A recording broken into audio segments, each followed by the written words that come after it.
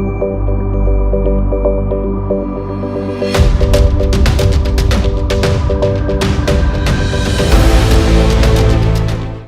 मैं हूं आपके साथ नीतू शर्मा। सबसे पहले एक नजर हेडलाइंस पर। चीनी सामान के आयात पर रोक लगाने के लिए मोदी सरकार कर रही है रणनीति तैयार। आत्मनिर्भर भारत को दिया जाएगा बढ़ावा। संयुक्त राष्ट्र विश्व मौसम संगठन ने दी चेतावनी, कहा टिड्डियों के हमले से भारत और पूर्वी अफ्रीका में गहरा सकता है खाद्य संकट। जगत गुरु शंकराचार्य स्वामी स्वरूपानंद सरस्वती ने श्री राम मंदिर के पूजन के दिन पर उठाए सवाल, कहा 5 अगस्त को नहीं है शुभ मुहूर्त। और राजस्थान में सियासी उठापटक जारी, स्पीकर सीपी जोशी ने सुप्रीम कोर्ट में दायर की याचिका।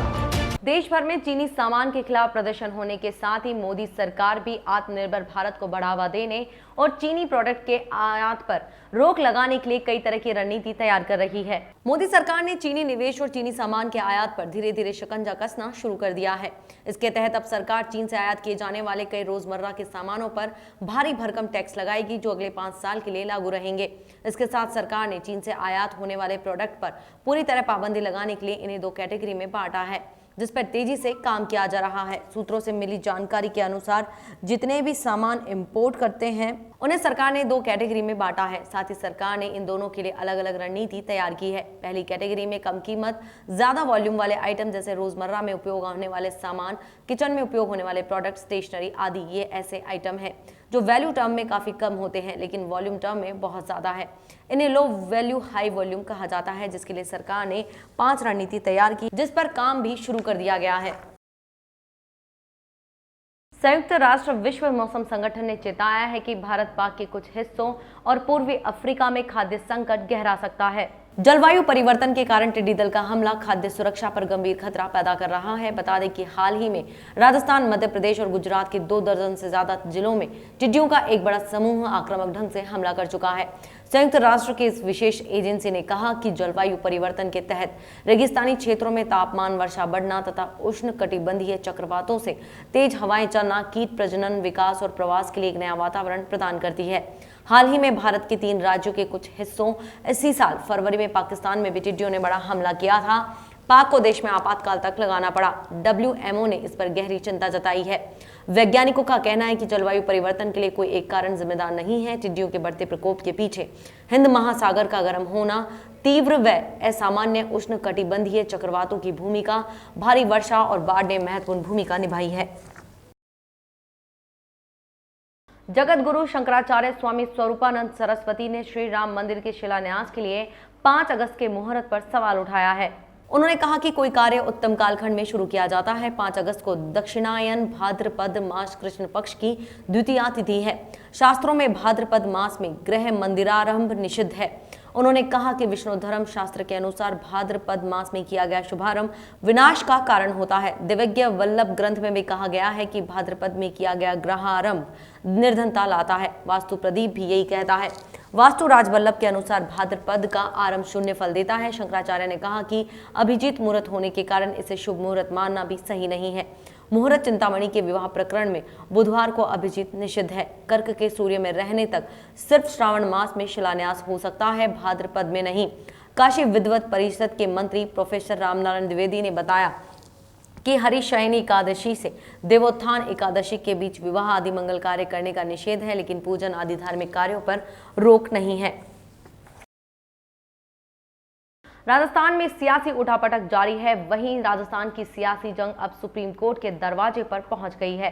विधानसभा स्पीकर सीपी जोशी ने कहा कि किसी विधायक को नोटिस देने या उसे अयोग्य घोषित करने का पूरा अधिकार विधानसभा अध्यक्ष को होता है। उन्होंने हाईकोर्ट के आदेश को सुप्रीम कोर्ट में विशेष अनुमति याचिका दी। सीपी जोशी की ओर से दायर की गई याचिका पर कपिल सिब्बल पैरवी करेंगे। इससे पहले सीपी जोशी ने एक प्रेस वार्ता कर कहा कि स्पीकर को किसी विधायक को कारण बताओ नोटिस भेजने या उसे अयोग्य घोषित करने का पूरा अधिकार है। जब तक इस पर निर्णय न हो जाए तब तक इसमें कोई दखल नहीं दिया जा सकता। उन्होंने कहा कि हमने संसदीय लोकतंत्र के नियमों के अंतर्गत इस कार्य को किया। हमने सुप्रीम कोर्ट के दिशा निर्देशों का पालन किया है। जोशी ने कहा कि फिलहाल विधायकों को नोटिस भेजा गया है, उन पर कोई फैसला नहीं लिया गया है। विधानसभा स्पीकर ने कहा कि अगर हम कोई निर्णय लेते हैं तो अदालत इस पर विचार कर सकती है। हमें केवल इतना कहना है कि विधानसभा के अध्यक्ष के काम में किसी भी तरह का हस्तक्षेप नहीं किया जाए। राजस्थान के सियासी संग्राम में भूचाल लाने वाले फोन टेपिंग मामले में गृह मंत्रालय ने रिपोर्ट मांगी थी, जिसके 3 दिन बाद राजस्थान सरकार ने जवाब भेजा है।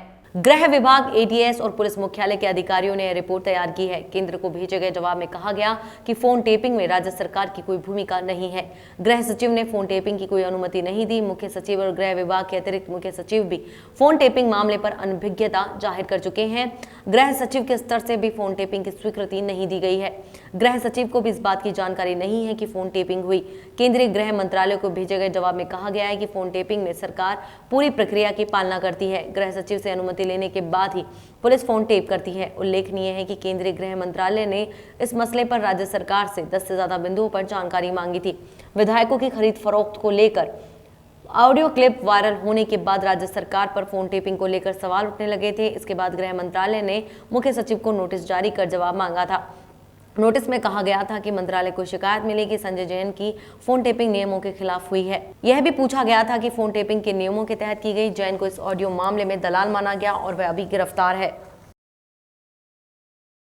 केंद्रीय स्वास्थ्य एवं परिवार कल्याण मंत्रालय की ओर से जारी आंकड़ों के मुताबिक पिछले 24 घंटों में 37,724 नए मामले सामने आए हैं और 648 लोगों की मौत हुई है। इसके बाद देश भर में कोरोना पॉजिटिव मामलों की कुल संख्या 11,92,915 हो गई है, जिनमें से 4,11,133 सक्रिय मामले हैं। 7,53,050 लोग ठीक हो चुके हैं या उन्हें अस्पताल से छुट्टी दे दी गई है और अब तक 28,732 लोगों की मौत हो चुकी है। राजस्थान में भी कोरोना का कहर जारी है। प्रदेश में आज कोरोना के 226 नए मामले सामने आए हैं। सर्वाधिक मामले जोधपुर से 59, अजमेर से 32, अलवर से 52, जयपुर से 24, कोटा से 21, झुंझुनू में 8, बांसवाड़ा और बूंदी में 2-2, भरतपुर में 8, दौसा में 3, गंगानगर में 3, हनुमानगढ़ में 10 और 12 में 1 नए मामले सामने आए हैं। प्रदेश में आज कोरोना पॉजिटिव केसेस 31,599 चिन्हित किए गए हैं। वहीं आज प्रदेश में कोरोना से 3 मरीजों की मौत हो गई है। इसके साथ ही प्रदेश में कोरोना से मरने वालों का आंकड़ा 581 तक पहुंच गया है। राजस्थान में जारी राजनीतिक संकट के बीच जोधपुर से बड़ी खबर आई है। मुख्यमंत्री गहलोत के भाई अग्रसेन गहलोत के घर ईडी ने छापा मारा है। गहलोत के बड़े भाई अग्रसेन गहलोत के घर पर ईडी की छापेमारी हुई। सूत्रों से मिली जानकारी के अनुसार कुछ और स्थानों पर भी छापे की कार्रवाई हो सकती है। छापे की कार्रवाई को स्पेशल टीम द्वारा अंजाम दिया गया है। ईडी की कार्रवाई के दौरान दस्तावेज खंगाले जाने के साथ सर्च ऑपरेशन जारी है। अग्रसेन गहलोत का खाद बीज का व्यवसाय है। वहीं इससे पहले कल गहलोत ने आज जोधपुर में अपने परिवारजनों के खिलाफ ईडी की कार्रवाई के संकेत दिए थे। राज्यसभा के नवनिर्वाचित सदस्यों का शपथ ग्रहण समारोह हुआ। बीजेपी नेता ज्योतिरादित्य सिंधिया, पूर्व प्रधानमंत्री एच डी देवगौड़ा, पूर्व केंद्रीय मंत्री शरद पवार, कांग्रेस नेता दिग्विजय सिंह, मल्लिकार्जुन खड़गे, झारखंड मुक्ति मोर्चा नेता शिबू सोरेन, प्रियंका चतुर्वेदी जैसे प्रमुख चेहरे 61 राज्यसभा सांसदों में शामिल हुए। यह पहला मौका था जब अंदर सत्र के अवधि में सदन के चैम्बर में शपथ ली गई, ताकि कोविड-19 के मद्देनजर सामाजिक दूरी के मानकों का पालन किया जा सके। शपथ ग्रहण समारोह आमतौर पर या तो सत्र के दौरान होता है अथवा जब संसद सत्र नहीं होता है तब राज्यसभा के सभापति के चैम्बर में होता है। राज्यसभा के लिए हाल के चुनाव में 20 राज्यों से 61 सदस्य निर्वाचित हुए हैं। प्रत्येक सदस्य को शपथ ग्रहण समारोह में अपने साथ केवल एक अतिथि को लाने की अनुमति दी गई थी। ये थी इस बुलेटिन की तमाम बड़ी खबरें। देखते रहिए द एंगल। नमस्कार।